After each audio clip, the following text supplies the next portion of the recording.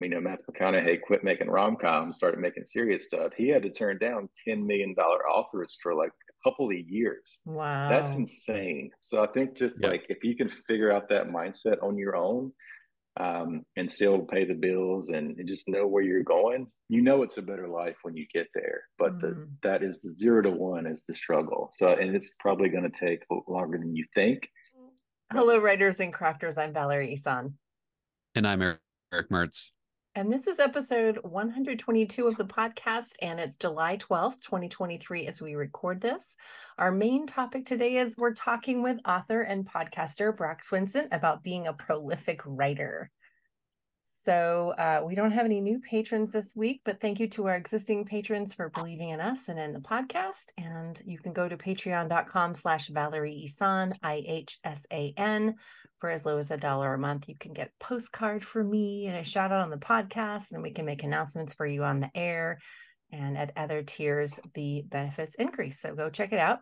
You can also go to patreon.com/strange air stories for short stories in the paranormal mystery genre that Eric has written. Also cool videos that he does on the behind the scenes inspirational stuff. Those are fun. For announcements, another shared lodging ticket just opened up at the retreat for a woman identified person wanting to share a tipi with 2 beds. It's $650 for all the food and the lodging and the coaching, instruction, retreat time, all that. So that popped up again this week. So you can go to valerieisan.com/shopping to get that ticket if you want to. And the retreat is next month. It's August 24th through the 27th. So get on that before that it gets snatched up. And my other announcement is the group coaching cohort from September 12th to December 12th is on sale at my shopping cart, valerieisan.com/shopping. That's going to go from September 12th to December 12th is $500 for those 3 months. So that works out to about $165 a month. And my one-on-one weekly coaching is $500. So you can see the price difference there. So valerieisan.com/shopping. What about you, Eric? You got any announcements? Yeah. I'm working through the release schedule for the next book.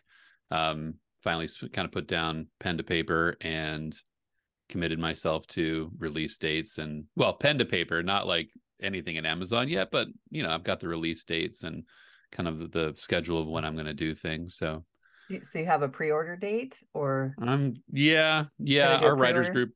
Yeah, I'm going to do a pre-order. I'm going to get all that in order and really like it's been hard because I want to write the shiny things that are sitting just over the horizon. I want those things.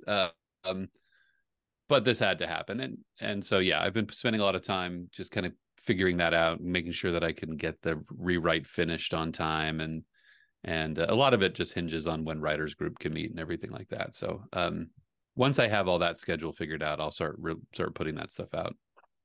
So yeah, what about you? Writers update? Writer's update. Well, I took some time off last week to go to a festival, so I got this rad new hat that's going to probably end up being in a author photo at one point. So stay tuned for that. Yeah, I'm just starting to get ready for the retreat that's next month. I sent off an email to the guests, and I started working on the swag bags and stuff like that. I also created a campaign calendar for myself. Have you done one of those before?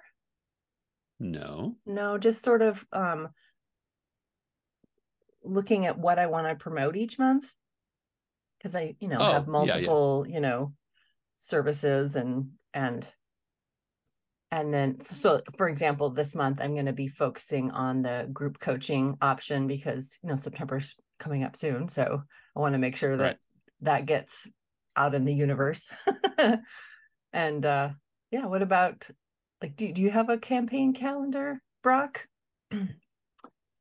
I feel like Just kind of getting into that stuff. So I've been more behind the scenes marketing. I've done some marketing with some pretty big names. I worked at ClickFunnels for a while, so I got to work with like Russell Brunson and Tony Robbins and some of those people. But Mm. I'm just now like starting my own projects and putting things out there. I did a prolific writing challenge recently based on my book. Yeah, I like your idea though, and it's definitely even at ClickFunnels where they probably got 10 different courses. We definitely would cycle through them because there are hero products. There is some staleness to it, and just reminding those new people what all you do. I looked at your website; you do got a lot going on, so it is good to kind of create a system with that as far as marketing it. What about you, Eric? Have you done something like that? Do I do it? Yes. Do I stick to it? 50-50. That wasn't the question though. Sticking with it doesn't matter. Hey, it's Did you write Wednesday. one? Wednesday's honesty day, right? If this was Thursday, I'd tell you I make it and stick to it, but it's Wednesday. I do.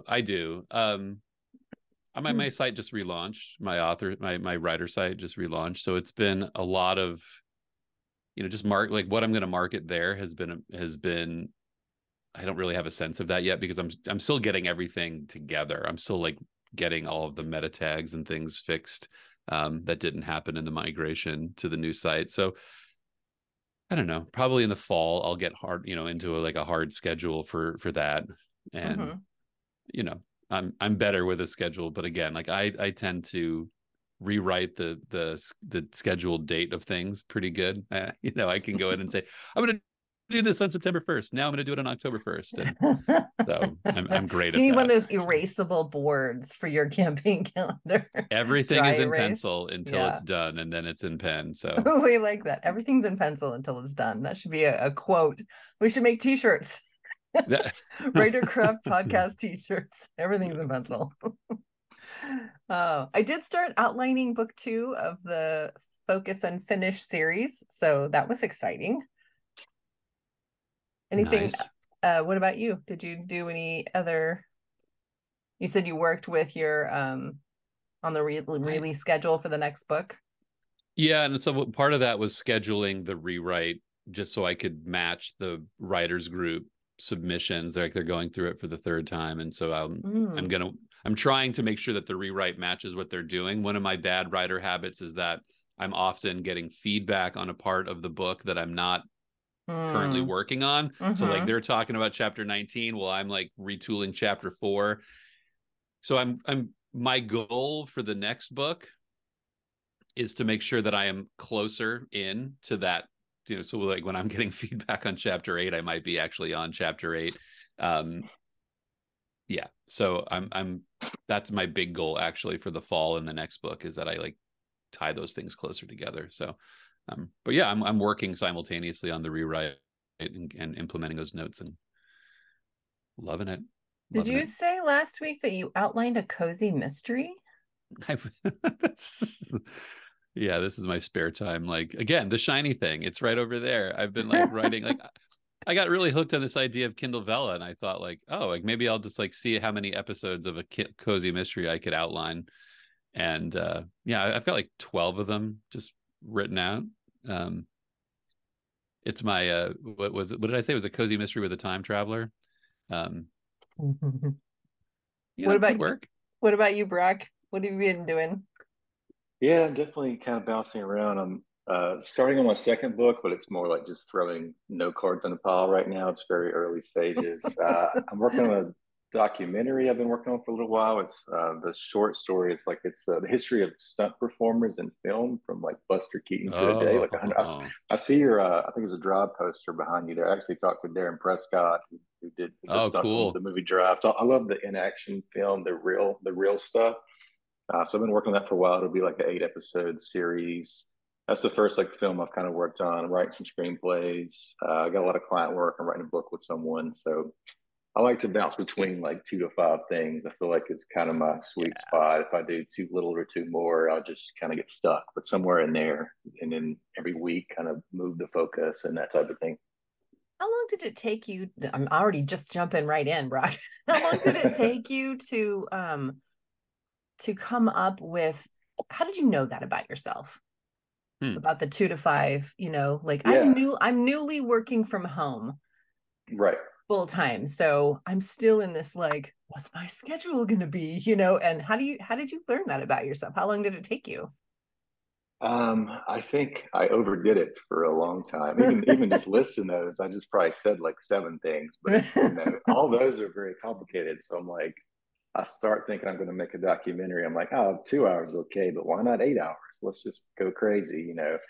Um, I think it's just like trial and error. Really, my biggest thing is like holding back a little bit. I think the actual quote that's in my book is like from Chase Jarvis. He's kind of said he has about five things, but it's like one big long project, maybe two medium and two small. And that's kind of how he thinks about it. I'm more of like trying to put positive constraints on myself of like, you can really only do like three things a day. One of those might be outlining a chapter. It could be something smaller. So like three progressive things, three maintenance things, and that's about it. And that means, in as far as like new items you're working on, you can really only, if you work every day, you can only do 90 things in a month. And most people kind of like, because if I don't put these constraints, I'll try to do 10 things in a day and I'll burn myself out and I might get Mm-hmm. them done, I might not. But the anxiety I have all day because the list is so long is like not worth that hassle. Right. So if I can get up early and do those three things, I might still end up doing, 7 to 10 things, but those other ones are done. So if I want to take the day off or do something else, the most important things are done. And I'm trying to even connect the shiny object thing is very true for all writers, obviously, right? So I'm trying to almost like I print out a document with 90 spaces. If it's starting July, I'm like, I want to get like I'm building a course right now to teach people how to use Upwork. So that's already like a third of my month that I'm going to devote to that. So then they only have so many places left as far as like this like 90 item spreadsheet type thing. So like, is everything that you're adding to this equal value of what you committed to say you're going to do? And I'm trying to think of a more logical way to do it, and that helps me with some of the like, I really just want to go do something else, or I've got this other idea or something like that. So yeah, it's just more like focusing those mornings and putting some like creative constraints on it. So are your spreadsheets in pencil then, or This how one's often do in, you so like change that? yeah, yeah. I'll print it out. So I just started doing it this way. I did it in June and I printed out and it had like 45 items in ink and then like 45 blank spaces, something like that. And I do it in pen, but I actually didn't get them all done because went off and did other stuff, because I ended up doing like this and that. But I'm also like, part of that is like, we're talking before this started, like I do have an assistant now. I'm constantly thinking about what I can delegate and like what I don't need to be doing. And Mm-hmm. like with this course, like obviously I have to shoot the video content, I have to write, I have to do certain things, but I don't necessarily have to, edit the videos myself and some of those things like that. So I'm trying to think of like what's on this list that I don't really need to be doing. That's like a big Mm-hmm. part of that. And I've basically passed like all of my social stuff to my assistant. I'm kind of creating a system around this. I've actually like some other filmmakers and writers I know have like reached out and we're actually working with some other people too. So we're kind of doing some social branding and marketing for people and trying to just really like, I think writers need to like, if you can pass off as much as you financially are capable of, so you can focus on those things that are most important. And then once you have that free time, you can, still have some shiny object thing here and there. Be open to like new opportunities that come up. So I Yeah. totally jumped the gun. Let's actually go back to our We're rewinding. regularly scheduled programming. We like to talk about the books we're reading. So what book are you reading right now? I've kind of gone back to read through some of Russell Brunson's books because I've been doing the marketing thing. I've been thinking more about that. So you wrote like .com secrets, and there are a lot of like marketing type stuff like that. I'm also reading I'm trying to book a call with Rich Cohen. He's like one of my favorite authors. He wrote books about like the Cubs and he wrote a book called Banana King. And I'm kind of doing this research because I'm ghostwriting a book about food exports, imports with someone right now. So that's why I kind of led down that trail. But I love Rich Cohen's work. Like every now and then, like I feel like every other chapter he'll have some line that just like sticks with me for like days or weeks or something like that. So I'm really curious about his process. And luckily having a podcast, I can kind of reach out and try to pick his brain and everything. So It's legit. You're not just a weird yeah, creeper fan. right. Yeah. Right. Yeah. Yeah. What about you, Eric? What are you reading? I am reading Men at Arms, Terry Pratchett's the The second book. palate cleanser. the palate cleanser, right? You go through Cormac McCarthy, you get some Terry Pratchett on the other side.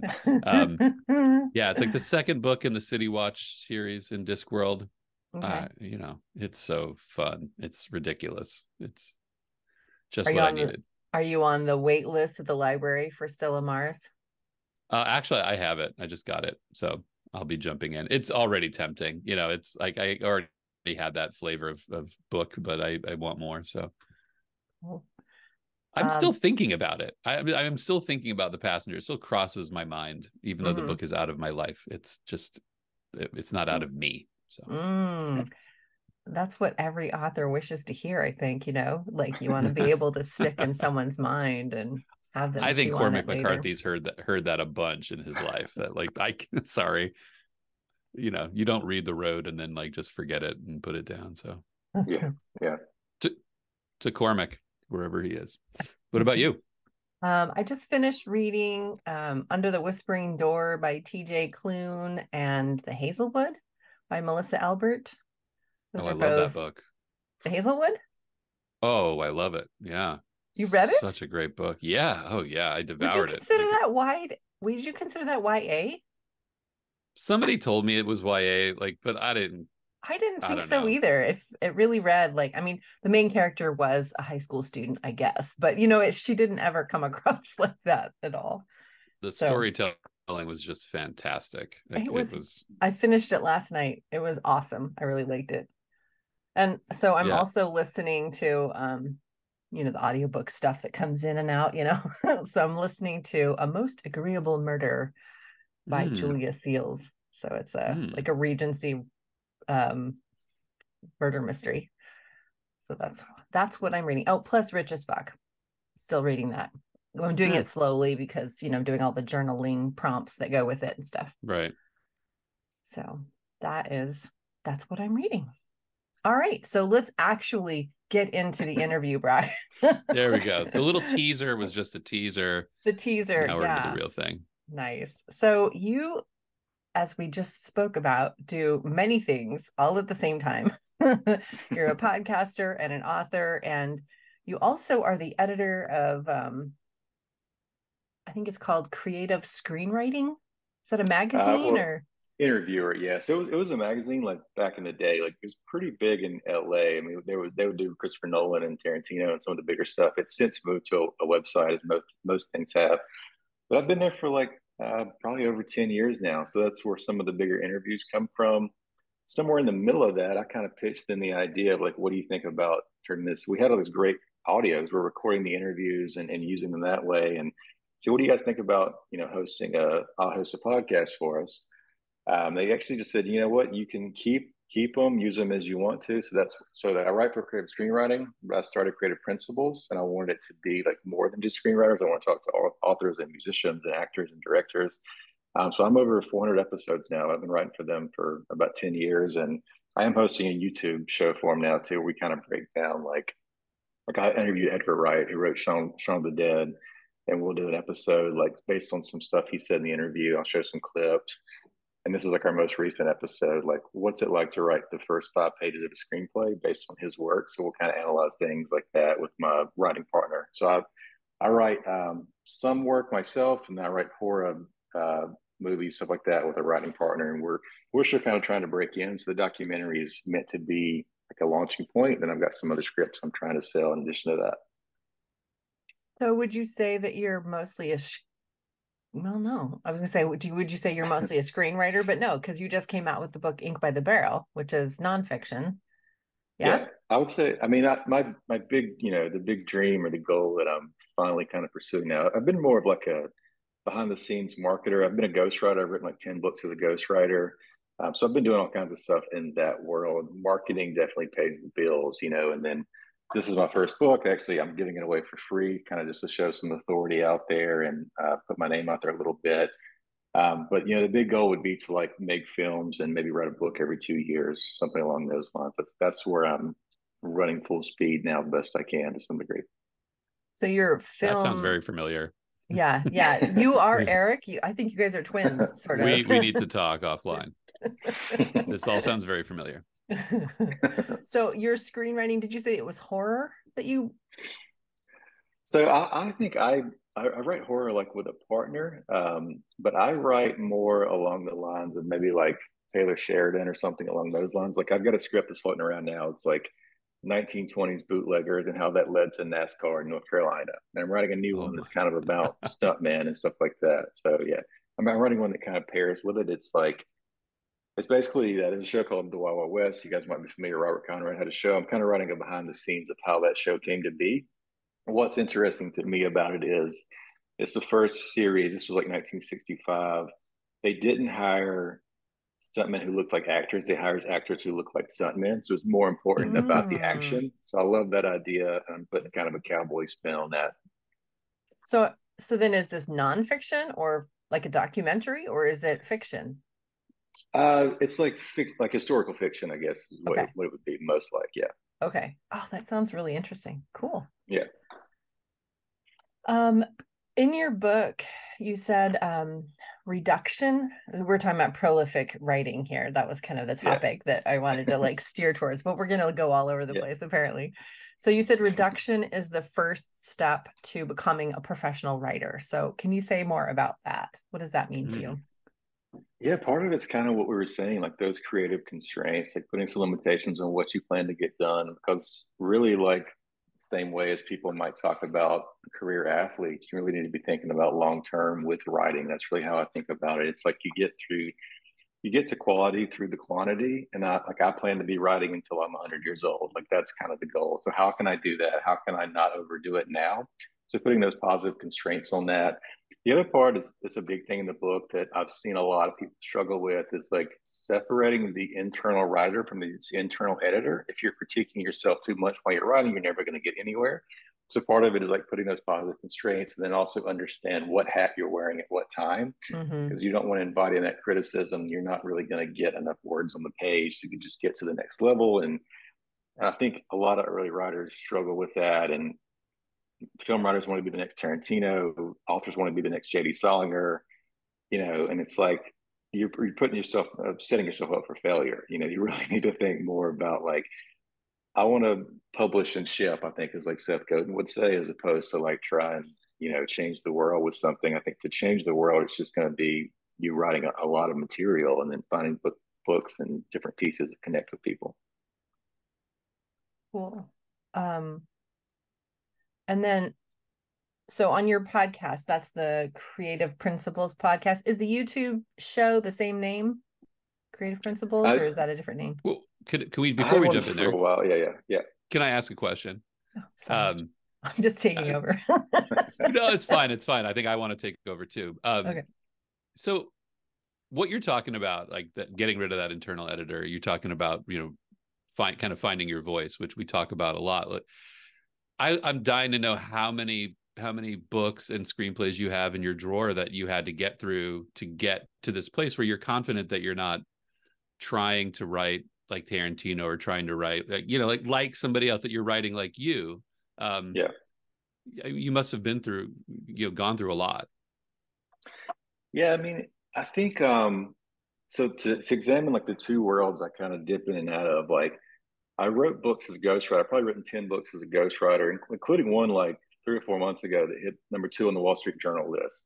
So that was almost like my apprenticeship of like, I'm writing in someone else's voice to figure out my voice as a writer. And that's honestly like, I think a lack of confidence is why my first book has so many quotes in it. I wrote it in a very like quote centric way to be barred authority and everything else. Screenplays, though, I felt like I hit kind of early as far as like getting some attention. So my version is like I carried this character around in my head in college for like probably 3 years. The short version is like he was a 19-year-old pickpocket who bounced around from different universities and posed as a student. And if you can take people's wallets like that, you can go into any room, any building, sit in classes. You can kind of just be there without paying. And it was kind of an idea about the college and everything else. So I wrote a very like Judd Apatow centric style thing because that was popular in 2005, 2006. I carried this guy around for 3 years. I spent less than a week writing a 120-page movie, and it was terrible. I threw it away. The first 5 pages turned into a TV show over a slower period. I sent that out and got a little bit of attraction. Actually, one of the guys who produced Ted Lasso gave me some notes on it, which was like very encouraging. I think since then though, like that was probably more of a Ted Griffin Ocean's 11 style. And at some point, like I ask a lot of writers this too, is like I feel like I'm a parent now, just things change in terms of your life, and like things that I write about now are more along the lines of like maybe Paul Schrader or something like that. They're a lot darker. I talked to a guy named Scott Teems, and he said the phrase something like, I write movies about violence and religion in the South. And I'm like, oh, that's exactly what I do. And it kind of gave me like a little North Star. And I started leaning into that more and just understanding that like I'm obsessed with underdog anti-heroes that are barreling towards a violent catharsis. And like that's almost everything I write. And like if you look at his work, that's what he writes. So like knowing that very clear line, that kind of helps me like, and having a partner helps some degree too, even though we write a little bit different. I'm talking more about my personal writing work. Having a partner kind of showed me that like no matter where we start, we talk about the same 10 movies. So we know very much like what we want to write about, even though it's like we're trying to do something else in the beginning. And I interviewed a lot of stand-up comics, and I like try on other voices until you find your own voice. And I think it's really just like stripping things away, and that's kind of where you Right. end up. And like, okay, this is what I like. This is what I'm obsessed with. This is what I write, even when I'm trying to write something else. So like, that's clearly what I want to write about. You know? Yeah. I want to write that down. So you try voices until you find your own. Yeah. And what was the last thing that you just said?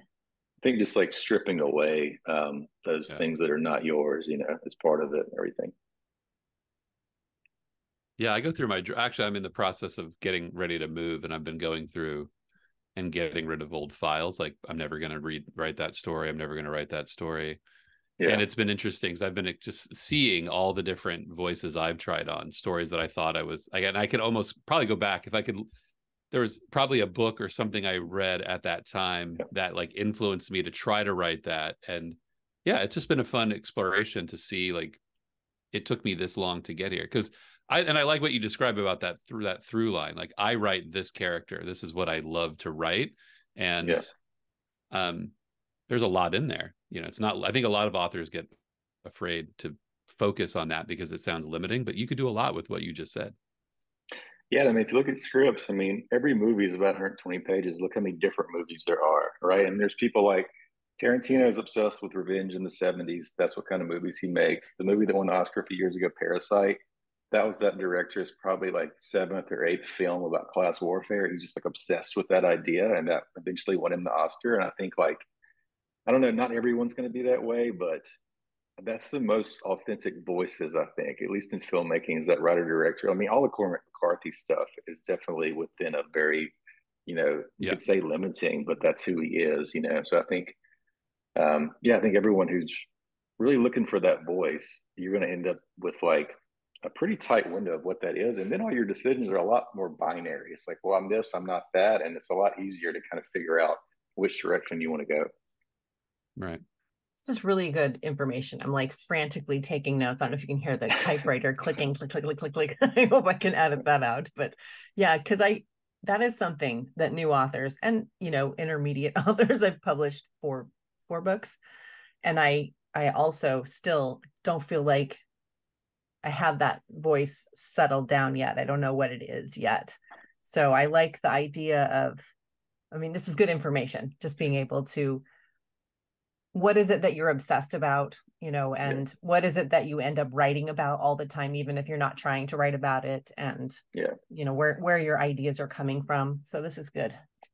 I like and I think it adds something to the whole write what you know principle that we're told, but I don't know if that really, I don't think we should limit ourselves to what we know. Like if it's what keeps you up at night, if class warfare is what keeps you up at night, that might be your path to writing an Oscar winning film. And so yeah, some of writing is figuring out what you think you know. I think when you start to get on the page, you start to kind of see a little bit more clearly of like what that is and everything else.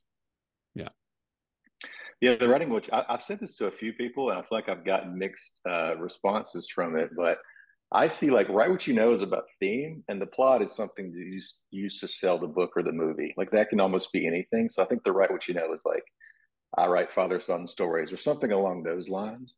And then the other part is like you can go and do research all you want to about historical fiction or whatever it is. I think the write what you know is more about theme though than plot necessarily. I could see that. Yeah, that does. I've never heard it said that way, but I do like that. That does make a lot of sense. On your podcast, you talk to other creatives about their habits and routines and methods of creative life. Were you ever surprised by anything anyone said, or is it just mostly common sense when it comes to writing prolifically?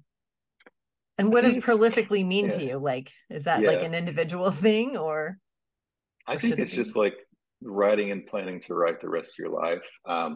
And I even kind of said, like, talking about the book, like, there's probably ideas in the book that kind of juxtapose each other. That probably like go against each other because I'm using so many examples. And what works for you may not work for me. What works for me now may not work for me in 10 years. I think you should be kind of shifting in terms of your habits and everything else.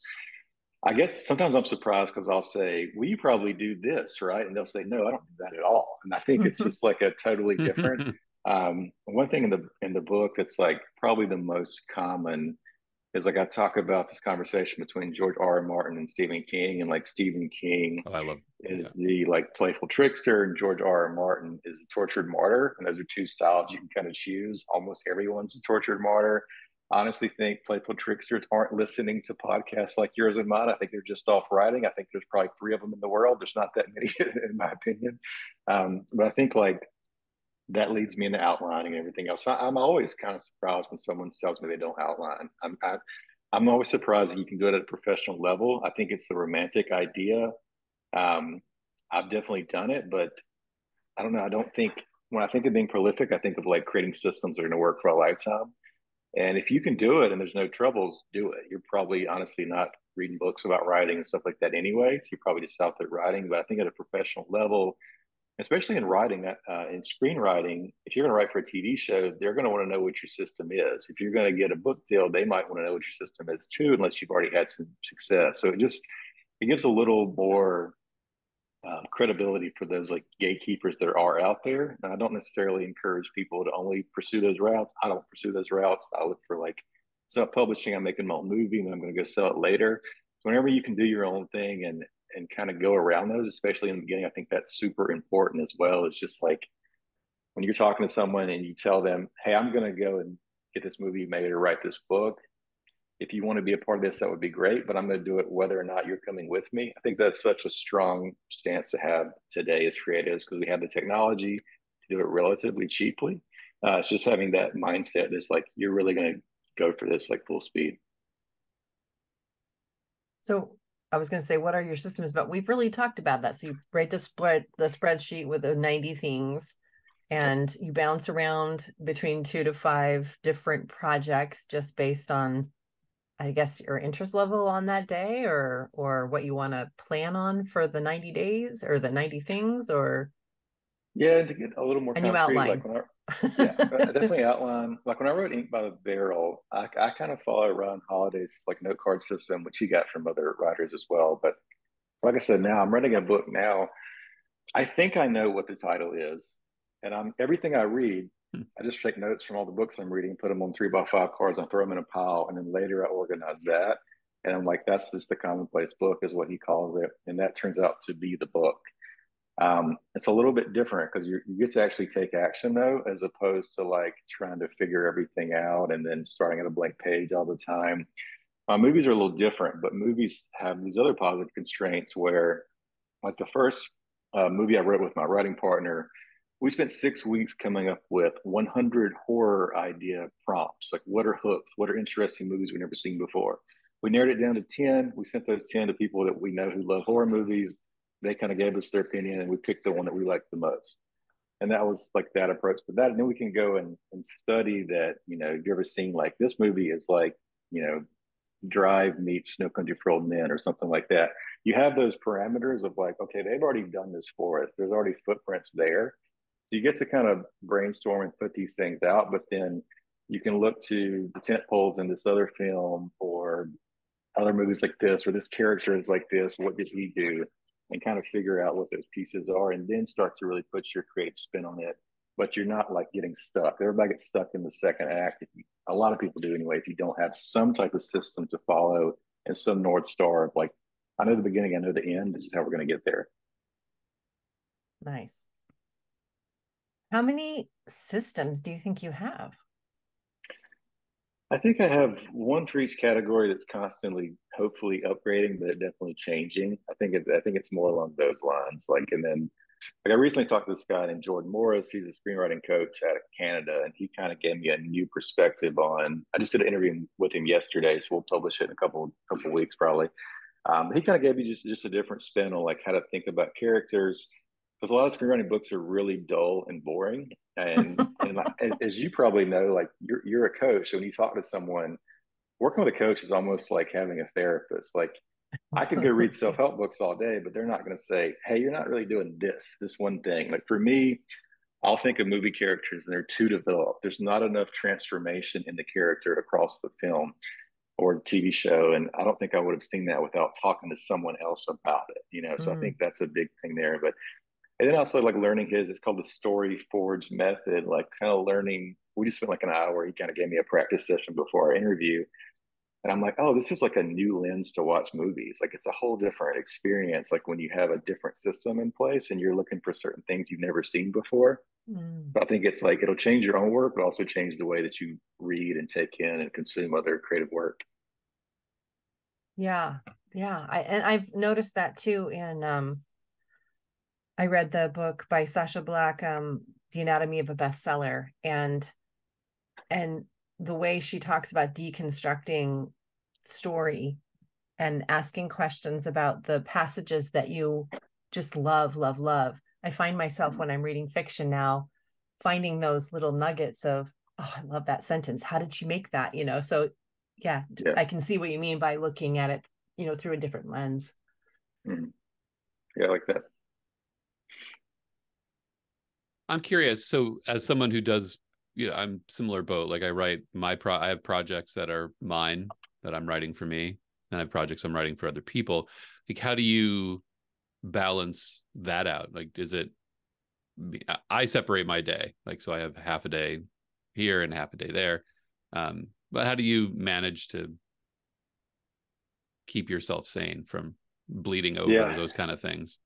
it's definitely like totally different. It's something like I feel like it's like the AA where you're constantly every day is a fight to do your own work and not do other people's work because you have so much accountability and deadlines and everything else, right? So Yeah. Yeah. I'm writing a book with this guy now, and like I'll pitch him an outline, and we'd kind of come back, and then he wrote me a new one, and I'm trying to like what makes the most sense. The other thing I think we all probably do too is like you give yourself short windows because yeah, you're probably capable of doing a chapter a week, and then also doing your other thing and this and that.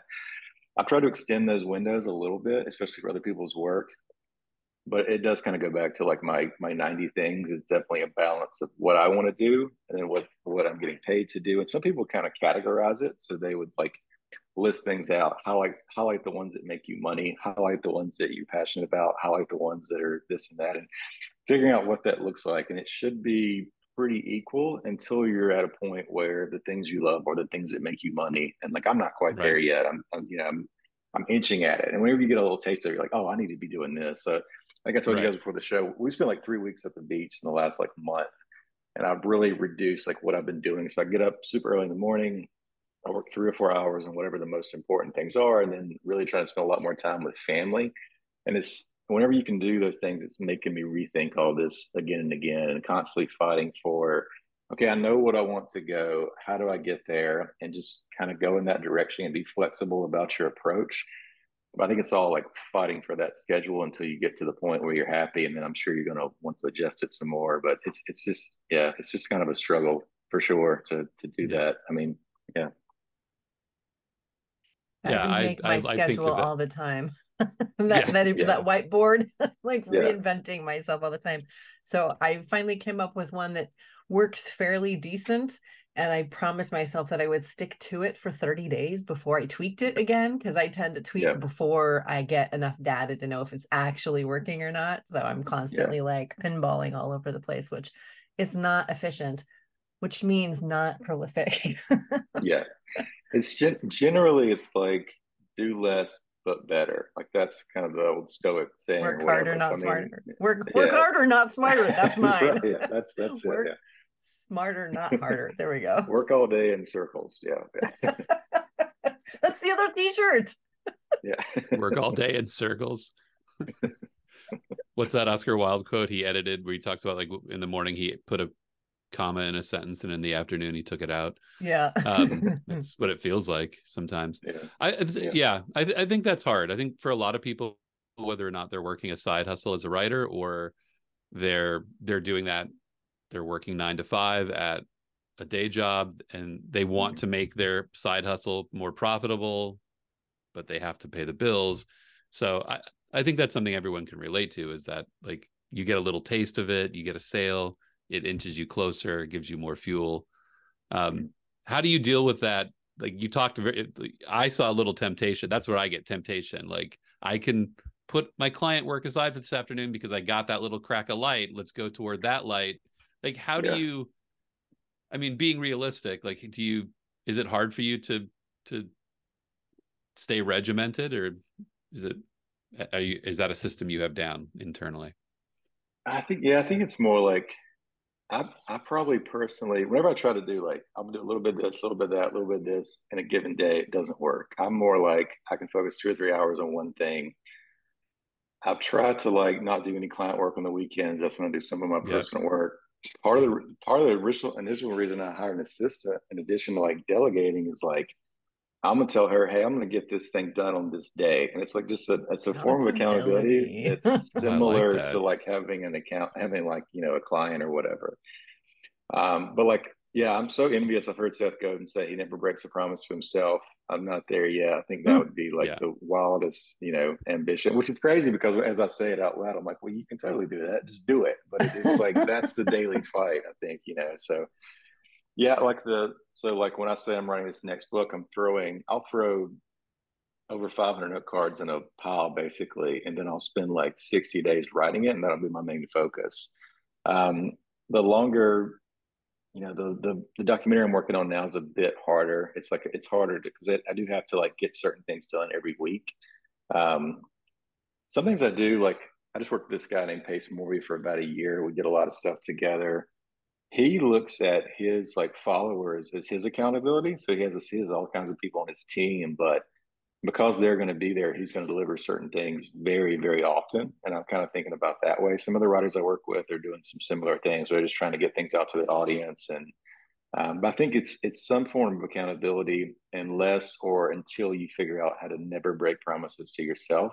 And really, that can be small things. I think like it's as small as like if you look at the Atomic Habits and some of those, as I promise myself I'm going to get up at the same time every day. These little bitty things that are stacking up are just more and more proof and evidence that you are who you want to be, your future self, and you're kind of going in that direction. So as soon as you can just start keeping those little promises to yourself, I think the bigger ones will kind of follow it up. And then, ideally you are going in that direction. I mean, it's like a line in the sand though. And like I heard like when Matthew McConaughey quit making rom-coms, started making serious stuff, he had to turn down $10 million offers for like a couple of years. That's Wow. insane. So I think just Yeah. like if you can figure out that mindset on your own, and still pay the bills and just know where you're going, it's a better life when you get there. But that is the 0 to 1 is the struggle. So, and it's probably going to take longer than you think. But I think it's really just a mindset issue, though. I mean, that's really what it comes down to. So figuring out what that is and kind of keeping promises to yourself on a small level and stacking those up. The same as like I've probably written like 7 movies and TV shows. Every time I write one, even though I haven't officially sold one, I get different forms of feedback and outside whatever. But internally, every time you lay one down, that's more evidence that you are who you say you're going to be. I think about that with books and scripts and prose and everything else. Yeah, I think that's interesting. Like you've written these things and maybe you haven't sold them, but they all affirm your path, where you're going, what you're becoming. Yeah. Like I'm actually also reading The Creative Act by Rick Rubin, and there's a lot of his messages, if it is just that, like put things down, figure out what's important, the outcome, the sale outcome or the big hit outcome is not what you're working towards. You're working towards, your voice, your taste, like, knowing who you are as a creative. And I think people miss that. Like, Yeah. I think people, it's easy to overlook that because we are like in a capitalist society that values financial And outcomes. it kind of comes back to what prolific means to me is I'm going to keep doing these things regardless of success or failure. Like that's kind of how I think about it. It's very like process oriented. I did when I first started kind of promoting the book, I did this challenge and I had like 1,000 people sign up and I made like a 30-day video companion with the book. And the whole point was just to like teach people that have never really done it just to write every day for 30 days. I don't care if it's 2 minutes or 20 minutes or 4 hours, probably more the less time, but I would tell them to just focus on time because when you focus on like, especially if you're brand new, I'm going to write 500 words today. I'm going to write 2,000 words today. It's so hard. It's so difficult as someone who's brand new and then do it every day for 30 days. But if you're just like, I'm going to write, which might mean you're staring at your computer for 20 minutes, you can probably do that for 30 days. And at the end of that, you're going to have something. It might not be what you want, but then you've got some of that credibility. Like, well, I've done it before, I can do it again. I think people see the same problem. You know, there's a success, there's a problem or a curse of success sometimes. When you hit too early, what do you do next? Harper Lee never really published another book. It's monumentally successful, but then how do you follow that up? You know, so I think just like knowing your process and the results will come, but don't really worry about the results. Like focus on what the process is, and that's what's going to make you a prolific writer. Awesome.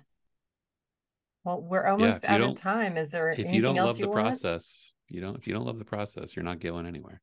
Yeah. Is there anything else you wanted to ask, Eric? We could go on for another 2 We hours. I'd could, be yes. just fine. But I Yes. think that But we all have stuff to do. So Brock, why don't you tell people where people can find you or talk about projects that you want eyeballs on? Yeah, we're starting to kind of share some of the podcasts on Reels and stuff like that. Everything's at Brock Swinson on Instagram and Twitter. If you go to brockswinson.com, I'm giving away my first book, Ink by the Barrel. Our goal is to give away 100,000 copies this year. That's the PDF and audiobook. So all that's for free. Just go sign up at brockswinson.com. The movie I kind of briefly mentioned, the documentary is called Daredevil Society. You can go kind of see a teaser to that. I've had a few people pledge. We've raised almost $20,000 to kind of get that started. So that's something we're happily working on right now as well. So that's Daredevil Society. Everything else will be at brockswinson.com. At brockswinson.com. Okay. Excellent. Thank you so much for talking with us today. It was super interesting. thank you. And Thank you. I hope we'll see you in the world. I've downloaded the book, so yay. Thanks. I appreciate it. Thanks for having me. Yeah. Bye for now. Goodbye.